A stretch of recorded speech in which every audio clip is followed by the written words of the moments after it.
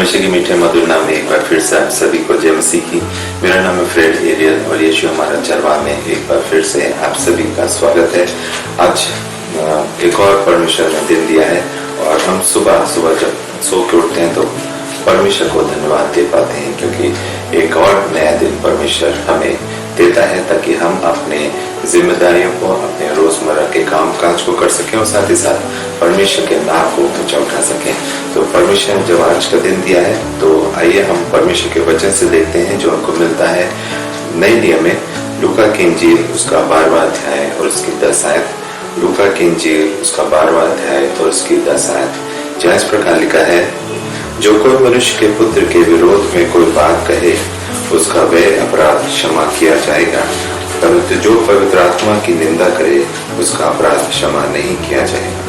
परमेश्वर का वचन पढ़ा गया, इसके पढ़े और सुने जाने पे परमेश्वर आशीष दे। कितनी अच्छी और साफ बात यहाँ पे लिखी गई है। ज्यादातर लोग इस बात को ध्यान नहीं देते हैं, क्योंकि बहुत ही स्पष्ट रूप में यहाँ पर परमेश्वर के वचन ने क्लियर किया है, बताया है, समझाया है कि जो कोई मनुष्य के पुत्र मतलब प्रभु यीशु मसीह के विरोध में कोई बात कहे उसका वह अपराध क्षमा किया जाएगा। अगर हम यीशु मसीह के खिलाफ या उसके विरोध में कुछ बातें करते हैं, जैसे यीशु मसीह को जब क्रूसी मौत सहनी पड़ी तो उसके खिलाफ बहुत लोग खड़े हुए, उसके कामों को निंदा करी, उसके बातों की उन्होंने आदर सम्मान नहीं दिया और कई ऐसे बातें उसके खिलाफ करी, उसको मारा पीटा गया यीशु मसीह को और उसको प्रताड़ना सहनी पड़ी और तमाम ऐसी बातें उसके खिलाफ, उसके विरोध में कही गई, जो परमेश्वर ने उन सब चीजों को माफ किया और यीशु मसीह ने अपने आप को उस प्रताड़ना से गुजारा, उस तकलीफ से, उस मुसीबत से गुजारा, ताकि हम जो इस संसार में हैं, ताकि उसके लोग, उसके विश्वासी, उसके आराधक, उसके राह पर चलने वाले, उसको मानने वाले, उसको आदर सम्मान देने वाले जो लोग हैं, जो विश्वासी कहलाते हैं, ना सिर्फ नाम से बल्कि कार्यों से, उनको क्या है वो बचाना चाहते थे। उनको उनके उद्धार के लिए उस संसार में, इस पृथ्वी पर अपने पिता परमेश्वर के द्वारा भेजे गए थे। इसलिए परमेश्वर ने उन सबको माफ किया जिन्होंने यीशु मसीह के खिलाफ या विरोध में कोई बात कही। लेकिन आगे लिखा है ऐसे लोगों का जो यीशु मसीह के विरोध में कोई बातें कहते हैं उनका अपराध क्षमा किया जाता है। लेकिन आगे बहुत अच्छी बात लिखी है जो आज हम आपको बताना चाहते हैं। आप अपने जीवन में जब आगे बढ़े, जब आत्मा के अगुवाई में आप काम करें तो इस बात का हमेशा ध्यान रखें। आगे लिखा है, परंतु जो पवित्र आत्मा की निंदा करे उसका अपराध क्षमा नहीं किया जाएगा। अगर आप यीशु मसीह के खिलाफ कुछ बोल रहे हैं आपको क्षमा मिल सकती है, लेकिन जानबूझकर नहीं, अनजाने में।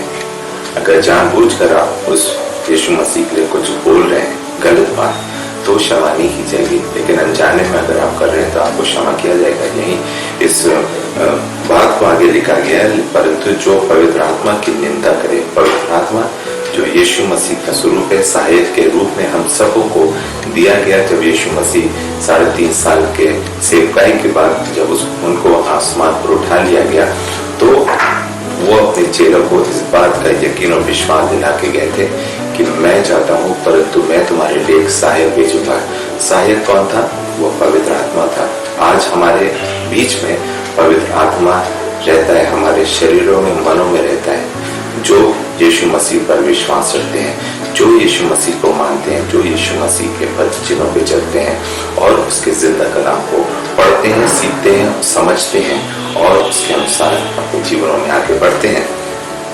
तो आज अगर हम पवित्र आत्मा के खिलाफ कोई भी बात कहते हैं, किसी प्रकार की निंदा करते हैं तो हमारे अपराधों को क्षमा नहीं किया जाएगा। यहाँ पे बहुत ही साफ शब्दों में लिखा गया है, बताया गया है। वो इसीलिए लिखा जाता है ताकि आप उस बात को समझ लें, उस बात को अपने दिल और ज़हन में बैठा लें, क्योंकि यीशु मसीह के विरोध में अगर हम कुछ बातें कहते हैं जो अनजाने में कहते हैं, जानबूझकर आप कहेंगे तो आप क्षमा के हकदार होंगे।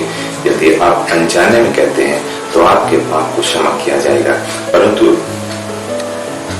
पवित्र आत्मा के खिलाफ अगर आप कोई बात कहते हैं, अपने मुंह से कुछ अपशब्द निकालते हैं या आप पवित्र आत्मा के बारे में नहीं जानते हैं, उसके बाद अगर आप उसकी निंदा करते हैं या कोई ऐसा अपराध करते हैं जो पवित्र आत्मा के विरुद्ध है, तो आपके पाप क्या है, क्षमा नहीं किए जाएंगे। इसलिए यहाँ पे सतर्क होने की जरूरत है। इसलिए यहाँ पे अपने आप को मजबूत करने की जरूरत है कि हमारे मुंह से कोई ऐसी बात पवित्र आत्मा के खिलाफ ना हो, विरोध में ना हो, हम किसी प्रकार की निंदा पवित्र आत्मा के खिलाफ ना करने पाए। तो इसलिए आप इस वचन को जरूर से पढ़िएगा जो लूका 12 और 10 में मिलता है। आप लूका 12 पूरा पढ़ेंगे तो आपको इसके विषय में थोड़ी सी डिटेल और मिलेगी और आप इसको और समझ पाएंगे। एक जगह से हम और पढ़ेंगे, मत्ती उसका 12 उसकी 31 आयत, मत्ती की इंजील उसका 12वां अध्याय और उसकी 31 आयत, जहाँ इस प्रकार लिखा है, मत्ती 12 उसका 31 आयत, जहाँ इस प्रकार लिखा है, इसलिए मैं तुमसे कहता हूँ कि मनुष्य का सब प्रकार का पाप और निंदा क्षमा की जाएगी, परंतु पवित्र आत्मा की निंदा क्षमा ना की जाएगी। वही चीज यहाँ पे एक और जगह पे मेंशन है, मत्ती में जो उसका 12वां अध्याय 31 आयत लिखी है। इसलिए मैं तुमसे, मत्ती के द्वारा इस बात को यहाँ पे बताया गया है कि मैं तुमसे कहता हूँ कि मनुष्य के सब प्रकार का पाप और निंदा क्षमा की जाएगी। आपके द्वारा कोई भी पाप, कोई भी प्रकार की निंदा, वो आप परमेश्वर आपके उस गुनाहों को, उन बातों को क्षमा करेगा। यदि आपके द्वारा किसी प्रकार का कोई पाप होता है, किसी प्रकार की कोई निंदा होती है जो आप दूसरों के प्रति करते हैं, तो वो आपके क्षमा किए जाएंगे। लेकिन आगे लिखा है, परंतु पवित्र आत्मा की निंदा क्षमा ना की जाएगी। यहाँ भी वही चीज का वर्णन है कि पवित्र आत्मा के विरुद्ध में या पवित्र आत्मा की निंदा हम नहीं करें, बल्कि अपने आप को रोकें, अपने आप को सतर्क करें, अपने आप को समझाएं, अपने आप को इस बात के बारे में आप इस ज्ञान को, इस शिक्षा को, इस नॉलेज को जो वचन में दी गई है, आप हासिल करें, प्राप्त करें और उसके अनुसार अपने जीवनों में आगे बढ़ें। आपका कोई भी प्रकार का आपने पाप किया हो या निंदा की हो किसी की, तो वो क्षमा ही की जाएगी।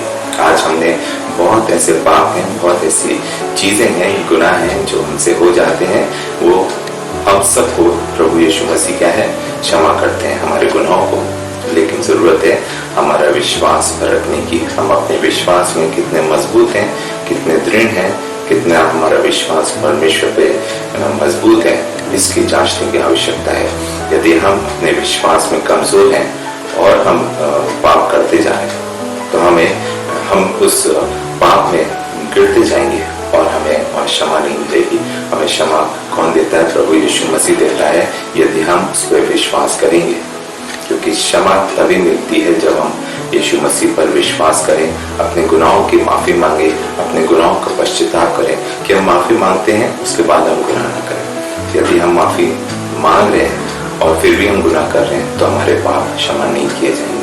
एक बार 10 बार 100 बार कर देगा यीशु मसीह, लेकिन बार बार हम पाप पे पाप करते जाए। हम सोचें यीशु मसीह तो महान है, सामर्थी है, बहुत विशाल हृदय का परमेश्वर, वो हमारी गुनाहों का क्षमा कर देगा। हाँ, जरूर करेगा, वो मना नहीं करता है, वो आपके गुनाहों को भी माफ करेगा, हर प्रकार के, जैसे यहाँ पे लिखा है, सब प्रकार के।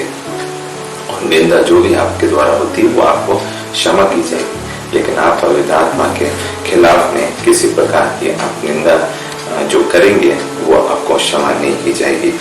एक जगह से हम पढ़ेंगे, 1 तीमुथियुस 1 और 13।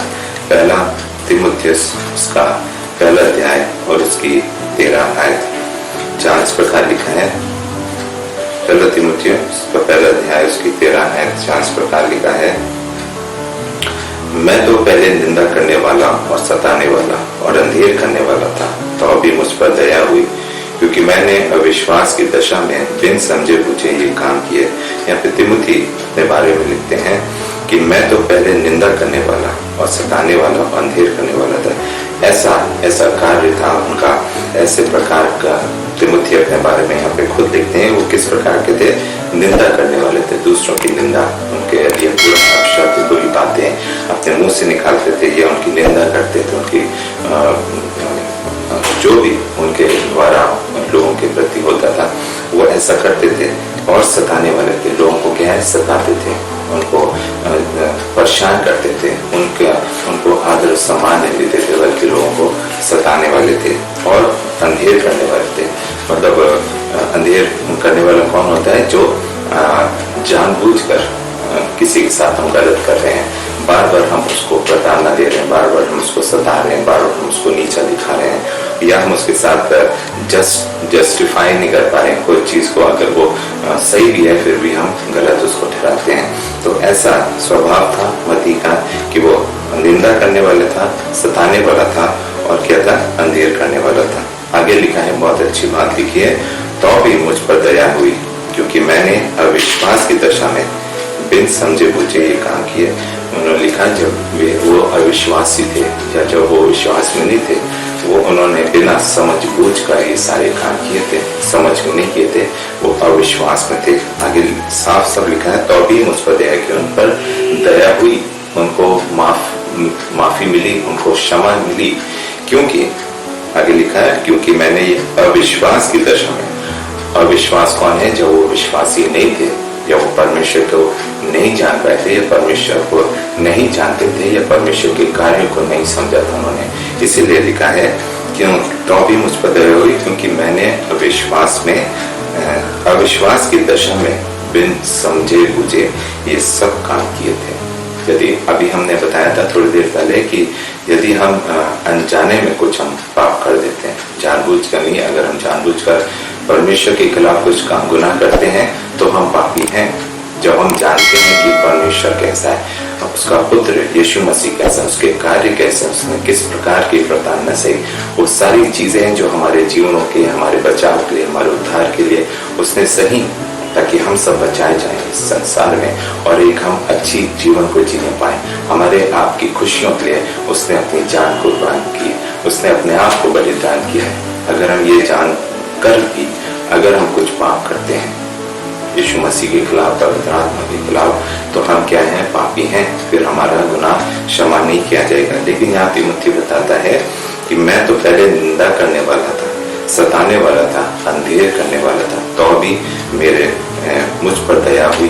तो लिखा है तो भी मुझ पर दया हुई। आगे लिखा है क्योंकि मैंने अविश्वास की दशा में बिना समझे बूझे ये सब काम किए थे। अगर क्या वो विश्वास में होते तब ये सारे काम करते। यदि आज पवित्र आत्मा आपके जीवन में काम करे, यदि आप आज अपना जीवन बदलते हैं या आज अपना जीवन मसीह को दे देते हैं, तो क्या ये सारे काम आप करेंगे? क्या आप सताएंगे किसी को, या किसी को प्रताड़ित करेंगे क्या, या आप किसी के साथ अंधेर करेंगे, या आप किसी की निंदा करेंगे? शायद नहीं।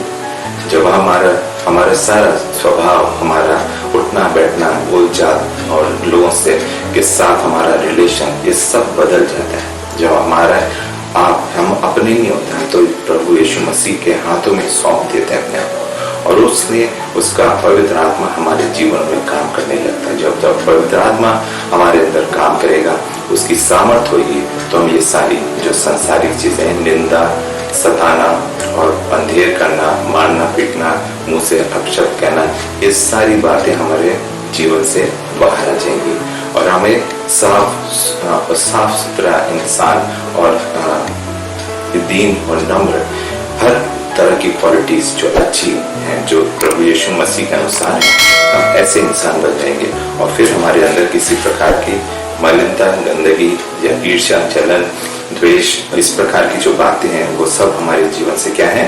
निकल जाएंगी और हम अपने में हम किसके हो जाएंगे? प्रभु यीशु मसीह के। तो इसलिए यहाँ पर जो आयतें हमने अभी आपके सामने पढ़ी, बहुत ही स्पष्ट रूप में यहाँ पे दी गई हैं, और यीशु मसीह जैसा चाहते हैं उसके अनुसार हम अपने जीवनों में आगे बढ़े। क्योंकि यीशु मसीह को जब क्रूस की मौत सही, तो वहां पर भी उसको बहुत प्रताड़ना सहनी पड़ी, बहुत अपशब्द कहे, मारा पीटा गया, भाला उसके पेट में बेधा गया, पसलियों में, और लहू बहाया, और शरीर पे बहुत सारे जुल्म उसने सहे, जो हम और आप उस बात की कल्पना नहीं कर सकते। अगर हमारा हाथ में एक पिन चुभ जाता है तो हम लोग के मुंह से चीख निकल जाती है। आप इस बात की कल्पना करें कि किस दर्द, किस तकलीफ से, किस प्रताड़ना से यीशु मसीह क्रूसी मौत से आने से पहले गुजरे हैं। एक जगह से हम और पढ़ेंगे लूका 23:34, लूका उसका 23वां अध्याय उसकी 34 आयत, जहाँ इस प्रकार लिखा है, तब यीशु ने कहा, हे पिता, इन्हें क्षमा कर, क्योंकि ये जानते नहीं कि क्या करते हैं। जब यीशु मसीह को सूली पर चढ़ाया जा रहा था तो उसके पहले परमेश्वर से यीशु मसीह ने प्रार्थना यही करी कि हे पिता, इन्हें क्षमा कर, क्योंकि ये नहीं जानते कि ये क्या कर रहे हैं। यदि वो सब जानते कि किसके पुत्र को वो चढ़ा रहे हैं, किसके पुत्र के साथ उन्होंने इतने जुर्म उसको सहना पड़ा, या पतान सहनी पड़ी, या कोड़े खाने पड़े, या उसको उसके अंदर खंजर फूटा गया, उसको कांटों का ताज बनाया गया, अगर शायद उनको ये सब मालूम होता कि वो किसका पुत्र है, तो शायद ये सारी चीजें उसके पास से नहीं गुजरती या उसका इसका सामना नहीं करना पड़ता। लेकिन यहाँ पर भी यीशु मसीह ने उनके लिए दया मांगी अपने पिता से कि हे पिता, इन्हें क्षमा कर, क्योंकि ये नहीं जानते कि ये क्या कर रहे हैं। तो इसलिए अगर आप आज अपना जीवन यीशु मसीह को सौंपते हैं, यदि आज आप चाहते हैं कि आपके जीवन में वो बदलाव आए, तो आप इन बातों का हमेशा ध्यान रखें। किसी भी प्रकार के पाप और निंदा की क्षमा की जाएगी, परंतु पवित्र आत्मा के विरोध में अगर आप कोई निंदा करते हैं तो वो कभी क्षमा नहीं की जाएगी। इसलिए आप निरंतर, जब आप सांसारिक जीवन में या आप आत्मिक जीवन में ही रहो, आप परमेश्वर को अपने जीवन में पहला स्थान दें, और जैसा वचन बताता है, जैसा कि परमेश्वर चाहता है, आप अपने जीवनों से परमेश्वर के पुत्र यीशु मसीह की महिमा करें, उसको आदर और सम्मान दें, उसके नाम को आगे बढ़ाएं। तो निरंतर वही कार्य करें जैसा वचन बताता है, या जैसा आपने सुना है या सीखा है, समझा है, ताकि आने वाले समय में अपने जीवनों से प्रभु यीशु मसीह के नाम को आप ऊंचा उठा सके, उसको आदर सम्मान देने पाए। आशा करते हैं छोटे से वचन के साथ आपने बहुत कुछ सीखा होगा। अगर कुछ सीखा है तो इस वचन को आप शेयर जरूर करें और उनके साथ बांटें, ताकि बहुत लोग इन वचनों को सीख सकें, समझ सकें, और जैसा वचन सिखाता समझाता उसके अनुसार